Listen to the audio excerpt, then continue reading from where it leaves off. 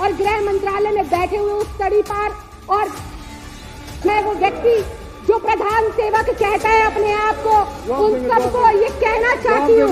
दिल्ली की बेटी होने के नाते, एक चुनी हुई जनप्रतिनिधि होने के नाते और एक जिम्मेदार इस विधानसभा की सदस्य होने के नाते, उस प्रधान सेवक को और उस गृह मंत्री को जो कि खुद अनपढ़ अनभिज्ञ है, तड़ी पार है, और एक पपेट रूपी एलजी, ये पपेट रूपी एलजी, ये पपेट रूपी एलजी खड़े होते हैं। शर्म आनी चाहिए, महिला विरोधी हो तुम लोग, शर्म आनी चाहिए, दलित विरोधी हो तुम, शर्म आनी चाहिए। एक बेटी जो इस सदन में खड़े होकर, अध्यक्ष जी, मैं कैसे उस व्यक्ति का धन्यवाद पेश करूं जो अपने पद का दुरुपयोग कर अपने पद के नशे में रहकर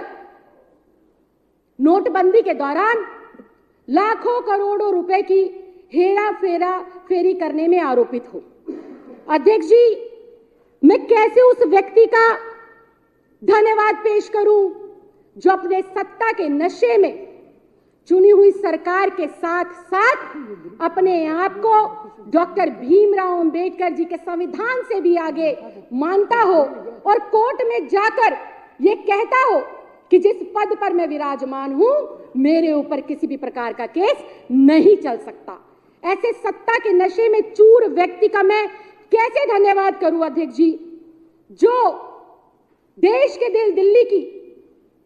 3 बार प्रचंड बहुमत के साथ चुनी हुई सरकार के कामों को नित नए दिन प्रयास लगाकर रोकने का काम करता हो, जिसका सिर्फ मात्र एक लक्ष्य है, एक पपेट की तरह काम करना कि सफर में मुश्किलें आए तो जरूरत और बढ़ती है, सफर में मुश्किलें आए तो जरूरत और बढ़ती है, जब कोई रास्ता रोके तो हिम्मत और बढ़ती है, जब कोई रास्ता रोके तो हिम्मत और बढ़ती है। लेकिन अध्यक्ष जी, मैं 2 पंक्तियां कहकर अपनी बात की शुरुआत करूंगी कि इज्जत और तारीफ मांगी नहीं कमाई जाती है। इज्जत और तारीफ मांगी नहीं कमाई जाती है, इसे ईमानदारी और मेहनत के साथ कमाना पड़ता है, जो कर दिखाया है माननीय मुख्यमंत्री श्री अरविंद केजरीवाल की सरकार ने पिछले 8 सालों में। तभी तो जो व्यक्ति आए दिन अपने पद का दुरुपयोग करते हुए सरकार की महत्वाकांक्षी योजनाओं पर रोक लगाने का प्रयास करता हो, सरकार के कामों को रोकने का काम करता हो, जिम्मेदार अधिकारियों का ट्रांसफर और उनको जो डर का माहौल उनके अंदर पैदा करने के लिए उनका सस्पेंशन करने का काम करता हो, आज उसको भी इस मंदिर में, सदन के इस पटल पर आकर इस सरकार की तारीफ करने के लिए मजबूर कर दिया, क्योंकि अरविंद केजरीवाल जी और उनकी पूरी कैबिनेट ने पिछले 8 सालों में बड़ी मेहनत और शिद्दत के साथ दिल्ली की जनता के अंदर अपने प्रति जो है प्यार को कमाया है और ईमानदारी से जनता की हर जरूरत को, हर सपने को पूरा करने का काम किया है। एलजी साहब ने अपने अभिभाषण के दौरान, चाहे वो हमारा इंदिरा गांधी महिला तकनीकी विश्वविद्यालय और उसमें भविष्य की संभावनाओं से प्रेरित छात्राओं के परामर्श कार्य की जो है तारीफ करना हो, चाहे हमारी वृद्धा सहायता योजना के तहत 4 लाख से अधिक लाभार्थी जो पेंशन का उपयोग कर रहे हैं उसका फायदा पहुंचाना हो, SC/ST वर्ग में अभी एक मेरे साथी कह रहे थे कि दलितों के लिए कुछ नहीं करा, दलितों के लिए कुछ नहीं करा। भाई साहब, आंख कान खोलकर सुनिए और देखिए, सिर्फ दलितों को 5 किलो गेहूं और चावल देने से दलितों का उत्थान नहीं हो सकता। दलितों के बच्चे आज डॉक्टर, इंजीनियर, वकील, बड़ी बड़ी नौकरियों पर पहुंच रहे हैं क्योंकि अरविंद केजरीवाल की सरकार ने शिक्षा को अच्छा किया है, शिक्षा को इतना सुलभ किया है, इतना आसान किया है कि आज दलितों के बच्चे भी बड़ी बड़ी यूनिवर्सिटी में पढ़ रहे हैं और अपने देश का जो है नाम रोशन कर रहे हैं। तुम्हारी तरह नहीं कि कोई दलित है तो उसको जमीन पर खाना खाने के लिए मजबूर कर दे और उनकी वोटों के लिए लाए लिपटा और सिर्फ वोटों के लिए उनको उकसाने का काम करे। अध्यक्ष जी, इसके साथ साथ एक बात जरूर कहूंगी अध्यक्ष जी, 2 मिनट सिर्फ, नहीं 2 मिनट से बिल्कुल एक शब्द ज्यादा नहीं। अध्यक्ष जी, आज सुबह जब मैं सदन में आ रही थी तो मैं एक रेडियो पर कार्यक्रम सुन रही थी कि दिल्ली का बजट पेश हुआ, दिल्ली की जनता बड़ी खुश है, लेकिन उसके उलट एंकर ने जनता से पूछा कि अगर आप एक शब्द में अपनी सरकार से कोई मांग करते हैं तो आप क्या अपनी सरकार से उस बजट में मांगेंगे। अध्यक्ष जी, लगातार रैंडमली 10 लोगों ने बोला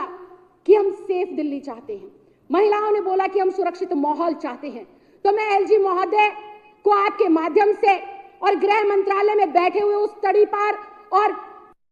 जो है वो व्यक्ति जो प्रधान सेवक कहता है अपने आप को, उन सबको ये कहना चाहती हूँ, दिल्ली की बेटी होने के नाते, एक चुनी हुई जनप्रतिनिधि होने के नाते और एक जिम्मेदार इस विधानसभा की सदस्य होने के नाते उस प्रधान सेवक को और उस गृह मंत्री को जो कि खुद अनपढ़ अनभिज्ञ है, तड़ीपार है और एक पपेट रूपी एलजी, ये पपेट रूपी एलजी, ये पपेट रूपी एलजी, ये पपेट रूपी एलजी, ये पपेट रूपी एलजी, मैं इनको ये कहना चाहती हूँ, मैं इनको ये कहना चाहती हूँ कि अरविंद केजरीवाल की सरकार के काम रोककर आपको कुछ नहीं मिलने वाले, दिल्ली की सरकार की योजनाओं को रोककर आपको कुछ नहीं मिलने। नहीं, बैठ जाइए प्लीज,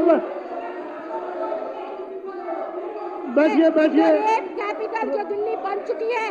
जो दिल्ली रेप कैपिटल बन राखी चुकी जी, है, मैं बार-बार प्रार्थना कर रहा हूं, कैपिटल को रोकते हुए